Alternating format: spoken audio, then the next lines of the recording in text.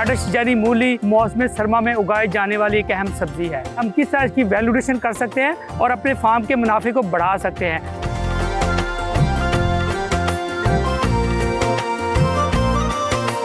उन ज़मीनों में जिसको बुरी ज़मीन भी समझा जाता है वहाँ पे बड़ी पैदावार देती है, लेकिन जो नरम मैरा ज़मीन है उसमें इस मूली का साइज़ बहुत अच्छा बनता है, इसकी लेंथ बड़ी बनती है, इसकी मोटाई बड़ी अच्छी बनती है। अभी जो पत्ते हैं बेसिकली लोग इसे समझते हैं वेस्ट। ये वेस्ट नहीं है, दरअसल टेस्ट है। इसमें विटामिन के है, एक ऐसा विटामिन के जो हमारी सप्लीमेंट इंडस्ट्री में सबसे महंगा कंसिडर किया जाता है। पर एकड़ इसकी 8 से 10 टन पैदावार आ जाती है, 2.5 से 3 लाख मिल जाता है जिम्मेदार को। ये मूली हमारे पास एडिशनल हो जाती है, हमें रेट नहीं मिल रहा होता तो हम इसको साइलेज की शक्ल में ले जाते हैं।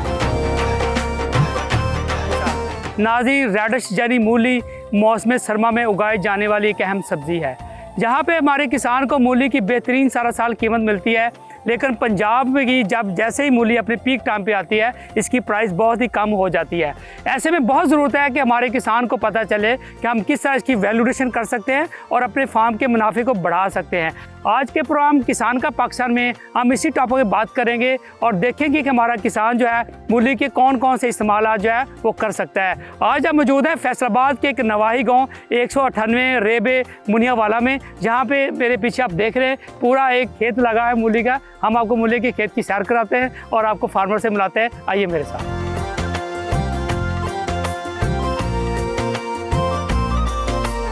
अभी मैं मौजूद हूँ फैसलाबाद का ये नवाही गांव 198 रेबे मुनियावाला में, और मेरे साथ मौजूद है जो जहाँ के किसान हैं जिन्होंने ये मूली के फील्ड यहाँ पे लगाए हुए हैं। इनका नाम है चौधरी इकरार अहमद। इकरार साहब, बहुत शुक्रिया। सबसे पहले तो आपकी जो है ना, आपने अपना फील्ड जो है ना हमारे किसान का पाकिस्तान के लिए ओपन किया, तो ये बताइए कि आपने अभी कितने एरिया पे मूली लगाई हुई है? सर, हमने 1 एकड़ पहले लगाया था, उसकी अच्छी एवरेज देख के फिर हमने दूसरा एकड़ शुरू कर लिया। तो ये भी अल्हम्दुलिल्लाह अच्छी फसल है, तो ये अच्छा मुनाफा देती है, कम अरसे में तैयार हो जाती है। तकरीबन 20 से 25 हज़ार ज़मींदार का खर्चा आता है इस पर। तो 2 किलो सीड इसमें डाल के, एक नाइट्रोफास डाल के, तो 8 से 10 टन इसकी पैदावार आ जाती है और एवरेज रेट भी अच्छा मिल जाता है। अगेती सब्जी का ज़्यादा रेट आता है या पछेती का ज़्यादा आता है? अगेती जो गर्मी में जो अगस्त में काश्त होती है उसका तो रेट डेफिनेटली ज़्यादा मिलता है।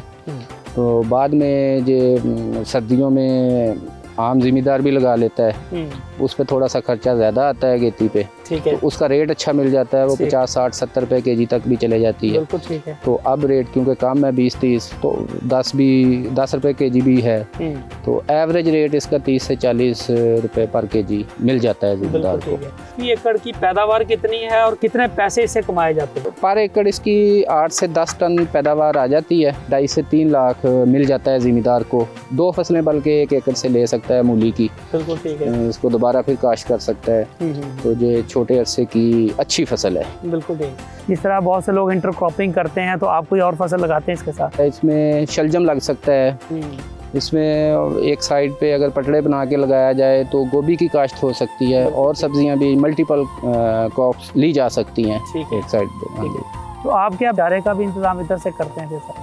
हाँ, इसका जब शार्ट होता है ना चारा, तो इसके पत्ते फिर चारे के तौर पे हम इस्तेमाल कर लेते हैं। जानवर है वो खुशी से खा लेते हैं इसको। थैंक यू वेरी मच जी, बहुत शुक्रिया।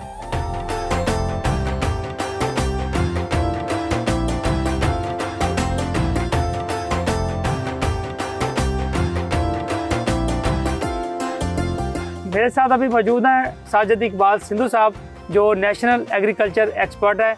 इनसे जानते हैं कि मूलियों की बेहतर पैदावार, इसका मौसम, इसकी ज़मीन के बारे में किस तरह की मुफीद मालूमात हम आपको दे सकते हैं। डॉक्टर साहब, थैंक यू वेरी मच, आपने हमें किसान का पाकिस्तान में ज्वाइन किया।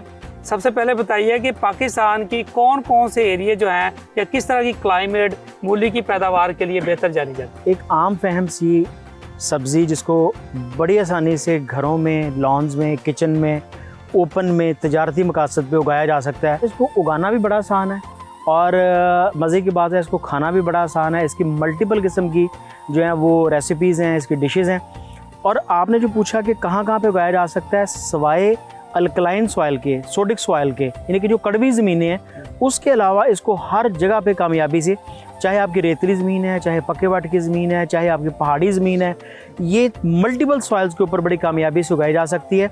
और हल्का फुल्का नमक या सोडिक सॉइल या अल्कलाइन सॉइल को ये बर्दाश्त करती है। बहुत कलर वाली ज़मीन ना हो, ये उन ज़मीनों में जिसको बुरी ज़मीन भी समझा जाता है वहाँ पे बड़ी पैदावार देती है, लेकिन जो नरम मैरा ज़मीन है उसमें इस मूली का साइज़ बहुत अच्छा बनता है, इसकी लेंथ बड़ी बनती है, इसकी मोटाई बड़ी अच्छी बनती है। तो अगर माउंटेन एग्रीकल्चर को साथ अगर मिलाएं तो कौन कौन से ऐसे हिस्से हैं जो लगातार सप्लाई चेन हम रेडिश की बना सकते हैं? देखिए पाकिस्तान अगर ख़त इस्तवा से बात करें, इक्वेटर से बात करें, तो लेंथ में फैला हुआ मुल्क है। इसमें वाकई हर वक्त में 4 मौसम मौजूद रहते हैं। तो आपने बहुत गर्म इलाकों में भी, बहुत सर्द इलाकों में भी मल्टीपल टाइम के अंदर इसको उगा सकते हैं। और ख़ास तौर पे जो मुझे बड़ा पसंद है कि अगर आप पंजाब से जब निकलें, मूली ख़त्म हो जाए, गर्मियाँ आ जाएँ, तो फौरी तौर पे आपके पास सूंस केसर की वादी दस्तयाब है। उससे आगे चले तो उसके ऊपर टेक्सला मौजूद है, हरीपुर मौजूद है। ये पूरा बेल्ट चलते हुए सवात तक और गिलगित तक चलता है। आप जब चाहें मूली की पैदावार ये राउंड द ईयर रहता है, 12 के 12 महीने पैदावार देती है। और सबसे खूबसूरत बात यह कि पहाड़ों में उगाई जाने वाली मूली जो मेरे तजर्बे के मुताबिक उनका साइज़ बड़ा अच्छा बनता है, उनकी मोटाई बड़ी बनती है। आपने अक्सर देखा होगा कि एबटाबाद साइड के ऊपर, मानसरा साइड पे जो मूली है उसका साइज़ बड़ा ज़बरदस्त बनता है। तो फिर आप किस तरह समझते हैं कि पाकिस्तान में हम किस तरह सिंध से अगर स्टार्ट करें, ऊपर अगर हम माउंटेन तक जाते हैं, तो कौन सा बेस्ट टाइम है जिसमें हम इसका बेस्ट प्राइस ले सकते हैं? हमारे पहली बात तो है जी कि हमारे जो इदारे हैं वो इस बात के बारे में हमें आगाह करते हैं कि पूरे साल में कितनी हमें डिमांड चाहिए, कितनी हमारी रिक्वायरमेंट है, हमारी कंजम्पशन कितनी है, उसकी बुनियाद के ऊपर कितने हज़ार एकड़ के ऊपर इसको लगाया जा सकता है। फॉर एग्जांपल पिछले साल में ये 15,000 एकड़ के ऊपर इसको काश्त किया गया। अब 15,000 एकड़ के ऊपर जो इसकी पैदावार थी वो मुल्की ज़रूरियात से ज़ायद थी। अब वो ज़ायद होने की वजह से कुछ टाइम ऐसे आते हैं जिसमें इसकी कीमत कम हो जाती है। अब आपको मैं एक एग्जांपल से जो हमारे सुनने वाले उनको बताना चाहूँ कि हम कपास के किसी ज़माने में बहुत बड़े प्रोड्यूसर थे और हम ख़ाम कपास को बाहर एक्सपोर्ट कर देते थे। तो उसके एक फूल को या एक पाव उसकी कपास को एक्सपोर्ट करने की बजाय बहुत बेहतर है हम उसे धागा बनाएं, उससे शर्ट बनाएं। उसमें तकरीबन कुछ 70 मुख्तलिफ इंडस्ट्रीज़ जो हैं वो उसमें हमारे साथ जो है वो इन्वॉल्व होती हैं। बटनों वाले, काज बनाने वाले, सीने वाले। उसको किसी भी तरीके से आपने रॉ फॉर्मेट में नहीं बेचना, आपने वैल्यू एडिशन करना है। और मूली का बना हुआ जो अचार है, आप यकीन करेंगे कि मूली जो है अगर 10 रुपये या 20 रुपये, जिसको आप टके टोकरी हम कह रहे हैं, टके टोकरी बिकने की बजाय उसकी कीमत 600 रुपये पर केजी से स्टार्ट होती है। अब देखिए ब्राइन में, नमकीन पानी में बना हुआ इसका जो आम सा हमारा जो है अचार जो है वो 600 रुपये किलो बिक रहा है। तो भी हमारे फार्मर्स को इसको बनाना और एक्सपोर्ट करना सिखाना चाहिए। दुनिया में कितनी तरह की मूलियाँ अपनी शक्ल के हिसाब से होती हैं या कलर के हिसाब से होती हैं, उसके ऊपर थोड़ा सा हमारे नाज़रीन को ज़रा गाइड करें। दुनिया में तकरीबन इस वक्त 30+ टाइप्स की शेप्स की मूलियाँ पाई जाती हैं। उसमें फैंसी मूलियाँ भी हैं, उसमें रंगीन मूलियाँ भी हैं। देखिए जो पाकिस्तान में इस वक्त इस्तेमाल की जा रही हैं वो सुर्ख रंग की मूली, जिसको कि हम फैंसी मूली के तौर पे जानते हैं, वो इस्तेमाल होती है। फिर ब्लैक कलर की, उसके मेडिसिनल फ़ायदे बहुत सारे हैं। ब्लैक कलर की मूलियाँ जो हैं वो बड़ी इस्तेमाल की जाती हैं, जिसके आउटर स्किन ब्लैक है, इनर स्किन जो है उसकी वाइट है। एक बिल्कुल गाजर की शक्ल की मूली जो हम यहाँ पे आजकल उगा रहे हैं वो बिल्कुल आपको देखने में गाजर लगेगी, सुर्ख रंग की होगी, लंबी होगी साइज़ में, और आप उसको गाजर समझेंगे लेकिन वो अंदर से मूली है। तो मूली की कम से कम पाकिस्तान में इस वक्त 5 मुख्तलिफ टाइप्स जो है ना लगाई जा रही हैं, और वो अपनी शक्ल, रंगत और लेंथ के हिसाब से उसको ग्रेड किया जाता है। इसके ऊपर अगर कोई बीमारी आती है तो उसको किस तरह कंट्रोल किया जा सकता है? ना होने के बराबर बीमारियाँ हैं जी। हम इसके ऊपर आमतौर पे स्प्रे नहीं करवाते, और अगर ख़ास तौर पे अब कि रस चूसने वाले कीड़े का इसके ऊपर आ जाए तो उसके लिए आम अमीडाक्लोप्रिड या सीटामैप्रिड वगैरह स्प्रे हैं वो इस्तेमाल होते हैं। कोशिश करते हैं कि अवॉइड करें क्योंकि इसके ऊपर कीड़ा नुकसान ज़्यादा नहीं करता, ये सेफ फसल है। ये अगर पैदावार कितनी मैक्सिमम ली जा सकती है? आम सा नॉर्मल ज़मींदार जो है वो इसकी 1 एकड़ से 7 से 8 टन पैदावार लेता है, जो कि बड़ी अच्छी पैदावार है। और थोड़ा सा अच्छा ज़मींदार जो है वो 10 टन से कुछ ऊपर चला जाता है, 10 से 12 टन के दरमियान में अच्छी पैदावार इसकी आ जाती है। ज़मीन नरम होनी चाहिए।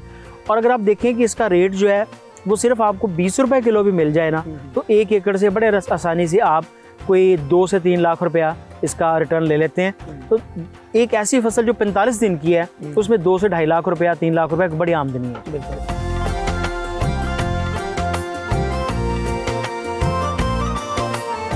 मेरे साथ अभी मौजूद है अब्दुल समी साहब जो कि एग्रीकल्चरिस्ट हैं। आप एग्रो टूरिज्म के आइडिया के ऊपर किस तरह काम कर रहे हैं? बहुत ज़बरदस्त सवाल है आपका, और इस टाइम का हॉट इशू भी सर यही है कि यहाँ पे लोगों को जो है वो कुदरती निज़ाम मिलता है यहाँ पे पूरा, और कुदरती तौर पे आते हैं, उनको वो फ्रेशनेस नज़र आती है, उनका माइंड जो है ना फ्लोरिश करता है उससे। वो आते हैं अपने हाथ से उखेड़ते हैं, और उसके लेके जाते हैं और ताज़ा सब्ज़ी अपने घर में लेके जाते हैं, फिर उनको उनकी इफादियत का भी एहसास होता है। बिल्कुल तो इस तरह इसके 2-3 फ़ायदे होते हैं हमें। एक तो फ़ायदा ये होता है कि एक तो वो लोगों की बड़ी अच्छी हो जाती है सारी एजुकेशन, और लोगों को अवेयरनेस आती है इस बारे में कि ये कैसे प्रोड्यूस होती है, कैसे इसके लिए क्या क्या चीज़ें ज़रूरी होती हैं, उसकी न्यूट्रिशन वैल्यू क्या है, और इसका जो है हम इसको अपने टेबल पे जब लेके जाते हैं तो उसके खाने का मज़ा ही अपना अलग होता है। तो सर इसका दूसरा फ़ायदा जो हमें होता है ना, वो ये होता है कि एक तो जब से हमने ये रास्ते खोले हैं, लोगों को इनवाइट किया है, लोग आए हैं, लोग एक तो खुशी उनको महसूस होती है, दूसरे मतलब किसान का बड़ा फ़ायदा होता है, किसान को उसकी अच्छी प्राइस मिल जाती है। सम टाइम पाकिस्तान में ऐसा टाइम आता है हमारे पंजाब की, जब ये मूली आती है बाज़ार में तो बहुत ही जो है ना टके टोकरी हो जाती है, बहुत कम उसको प्राइस मिलती है किसान को। तो ऐसे में आप किसानों के लिए क्या मशवरा देते हैं और ख़ुद आप क्या एक्टिविटीज़ करते हैं इसमें? फिर इसके लिए हम जो है ना इसकी सजेस्ट करते हैं कि आप जो है ना इसका साइलेज बनाएं। अच्छा। और हम खुद भी बनाते हैं इसका साइलेज, और साइलेज बना के इसको धूप एयर ड्राई भी कर लेते हैं, धूप में ड्राई कर लेते हैं, उसके बाद इसको कट करके इसको साइलेज करके इसको डंप करके जो साइलेज का पूरा प्रोसेस है इसको फर्मेंटेशन करवा के, तो वो सर बहुत ज़्यादा अफादियत रखता है जानवर के लिए। अच्छा। उसके जो स्टोमिक प्रॉब्लम्स हैं, उसके जो बाकी बॉडी के मसले हैं, वो बहुत अच्छे से सॉल्व कर देता है। उसके अंदर थोड़ी सी और भी न्यूट्रिशन ऐड कर लेते हैं, कोई मकई और कुछ गंदम वगैरह ऐड करके भी उसको अच्छा कर लेते हैं, उसकी न्यूट्रिशन में इजाफा कर लेते हैं। उससे एक तो ये सर फ़ायदा होता है कि वो जो जानवर है वो यूरिन बहुत ज़्यादा पास करता है। अच्छा। जिससे उसको क्या कहते हैं, उसके गुर्दों की सफाई जो है ना वो बड़ी जल्दी से होती है, और उसका जो हाजमा है ना वो ज़बरदस्त हो जाता है सर। तो ये हमें जब ये मूली हमारे पास एडिशनल हो जाती है तो हमें रेट नहीं मिल रहा होता है, तो हम इसको साइलेज की शक्ल में ले जाते हैं।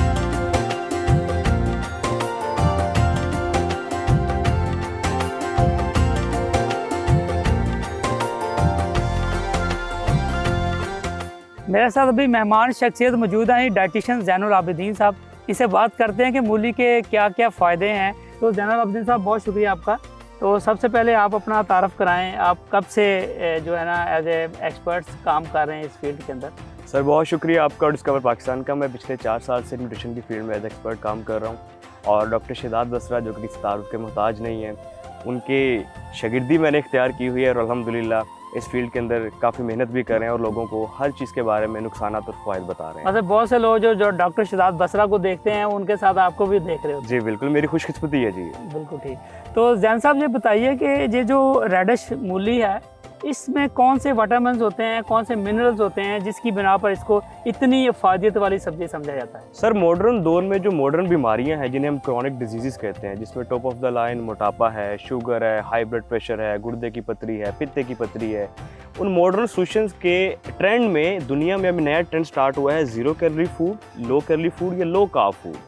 उस जो फूड की लिस्ट है उसमें जब तक रेडिश ऐड नहीं होती, मूली शामिल नहीं होती, वो लिस्ट कंप्लीट नहीं है। अच्छा। उसकी वजह यह है कि 100 ग्राम मूली के अंदर तकरीबन 17 कैलोरीज होती हैं, जो कि ना होने के बराबर है। अब एक चीज़ जिससे आपका पेट भी भर जाए, आपको कैलोरीज भी कम मिले, आपको उसके अंदर मौजूद विटामिन और मिनरल्स की अफादियत से मुस्तफीद आप हो रहे हैं, और आपको क्या चाहिए? आपने सवाल किया विटामिन और मिनरल्स का। अब ये जो पत्ते हैं बेसिकली लोग इसे समझते हैं वेस्ट। ये वेस्ट नहीं है, दरअसल टेस्ट है। इसमें विटामिन के है, एक ऐसा विटामिन के जो हमारी सप्लीमेंट इंडस्ट्री में सबसे महंगा कंसीडर किया जाता है, क्योंकि कुदरत का ऐसा तोहफा जिसे हम वेस्ट कर देते हैं, इसमें विटामिन के बड़ी अच्छी मिकदार के अंदर है। वो लोग जिनको ऑस्टियोपोरोसिस का मसला है, जिनकी हड्डियाँ खोखली हो जाती हैं, जिनकी हड्डियों में दर्द रहता है, जिनकी हड्डियों में खिंचाव रहता है, चूँकि आजकल पाकिस्तानी तकरीबन 60% लोग विटामिन डी की कमी का शिकार है। विटामिन डी की कमी और घुटनों का मसला, उसमें विटामिन के बड़ा इंपॉर्टेंट रोल प्ले करता है। आपके जिस्म में तब तक कैल्शियम और विटामिन डी जज़ब नहीं होता जब तक विटामिन के नहीं होगा। तो इन पत्तों के अंदर मौजूद विटामिन के हमारे विटामिन के की कमी को पूरा भी कर सकता है, और वो पेशेंट जिनमें विटामिन के की कमी है अगर वो इसका इस्तेमाल करते हैं तो उनके लिए बहुत बेनिफिशियल है। उसके बाद इसके अंदर मौजूद होता है विटामिन सी। विटामिन सी क्या है? हमारे जिस्म में बहुत सारी तोड़ फोड़ होती है, हम कोई ऐसी खुराक खा लें जिसमें कुछ ऐसे जरासीम है जो हमारे जिस्म में जाके इन्फेक्शन कॉज करते हैं, हमारी हवा के अंदर ऐसे एलिमेंट्स हैं जो हमारे जिस्म में जाके पॉइजन कॉज करते हैं, तोड़ फोड़ का शिकार करते हैं। इन सब के नतीजे में हमारे जिस्म के खुलियाँ टूटना शुरू हो जाते हैं। जब हमारे जिस्म के सेल टूटते हैं तो हमारे जिस्म में ऑक्सीडेटिव स्ट्रेस ज़्यादा हो जाता है। वो ऑक्सीडेटिव स्ट्रेस क्या करता है? हमारे जितने भी अंदर अज़ा हैं उनको बहुत बुरे तरीके से मुतासिर करता है। इसके अंदर मौजूद विटामिन सी उस ऑक्सीडेटिव स्ट्रेस को कम करता है। अब इसके अंदर विटामिन सी तकरीबन हमें पूरे दिन में जितना विटामिन सी चाहिए उसका 21% विटामिन सी हमें 100 ग्राम मूली से मिलता है। तो ये है इसकी बेसिक अफादियत जिसकी बेसिस के ऊपर हमें मूली को लाजमी डाइट में शामिल करना चाहिए। बिल्कुल ठीक है। तो ऐसे में ये जो हमारी मूली है, रेडिश है, वो कौन कौन सी बीमारियों के लिए किस तरह फ़ायदेमंद है हमारी बॉडी में। सबसे बड़ी बीमारी जिसे साइलेंट किलर भी कहा जाता है, हाई ब्लड प्रेशर। अब इसके अंदर मौजूद सोडियम और पोटाशियम का एक अच्छा बैलेंस है। लोगों को लगता है कि शायद सोडियम की ज़्यादा मिकदार खाने की वजह से हमारा ब्लड प्रेशर ज़्यादा हो जाता है, हालांकि सोडियम और पोटाशियम का जब बैलेंस डिस्टर्ब होता है तब आपका ब्लड प्रेशर हाई होता है। अब इसके अंदर सोडियम भी है और पोटाशियम भी है। अब सोडियम और पोटाशियम का बैलेंस अच्छा है, अगर आप इसको कंज्यूम करेंगे इससे आपका ब्लड प्रेशर मैनेज हो जाएगा।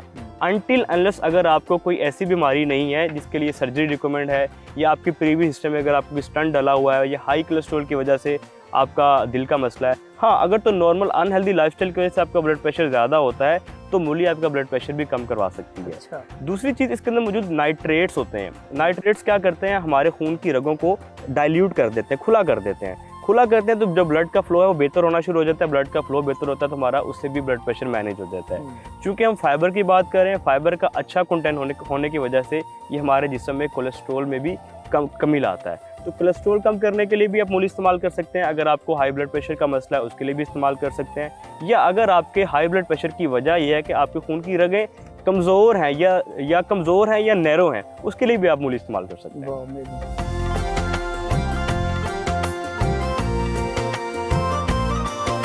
हमारे साथ मौजूद हैं शाह हुसैन जोया साहब, जो कि बानी हैं बिजनेस स्टॉक्स के। इनसे बात करते हैं जो किसी तारफ़ के मोहताज नहीं है। शाह भाई, थैंक यू वेरी मच।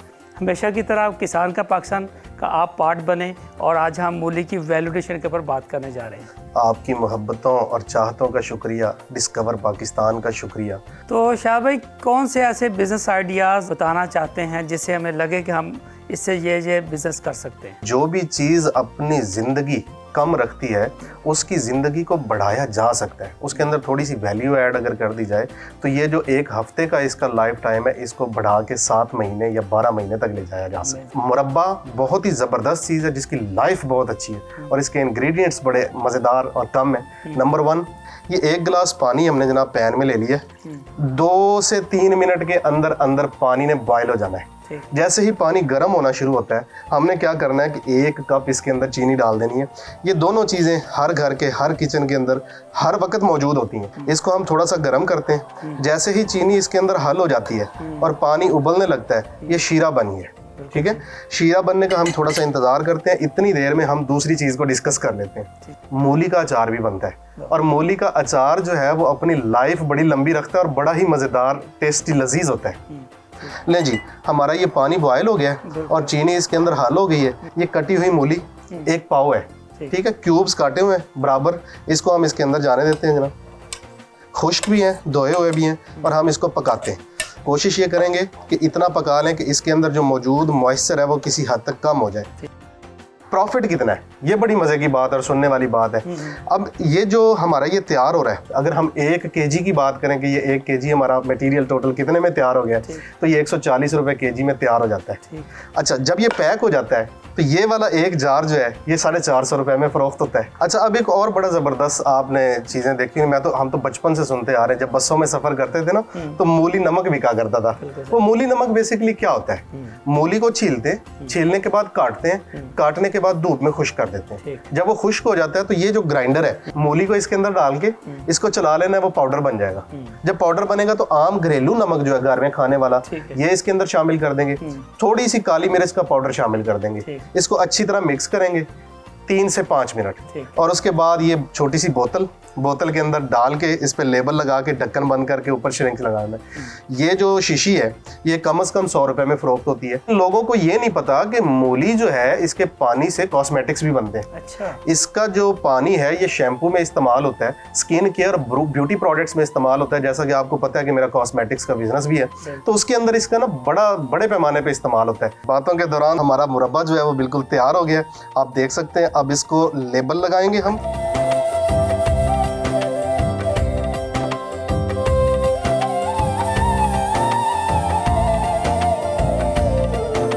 लें जी, तारिक भाई अपना मुरब्बा बिकने के लिए बिल्कुल तैयार है, ये स्टोर की शेल्फ पे रखने के लिए रेडी है जी। Thank you very much Shah भाई, बहुत शुक्रिया। नाज़रीन, जो फ्यूचर की एग्रीकल्चर है वो वैल्यूएशन की एग्रीकल्चर है। अब अगर हमारे किसान और उनकी फैमिली और हमारे एंटरप्रेन्योर्स अगर इस बात को समझ लें कि हमने अगर अपनी चीज़ों को बचाना है, एग्रीकल्चर को अगर हमने एडवांस एग्रीकल्चर में जाना है, तो वैल्यू एडिशन के अलावा हमारे पास और कोई चारा नहीं है। आज के प्रोग्राम में जो मालूमात हमने आपको दी है, उम्मीद है वो आपके लिए बहुत ही यूज़फुल साबित हुई होंगी। मिलते हैं आपसे अगले प्रोग्राम में नई मालूमात के साथ। अपने होस्ट और मेरी टीम को दीजिए इजाज़त और आप देखते रहिए किसान का पाकिस्तान, सिर्फ डिस्कवर पाकिस्तान पर।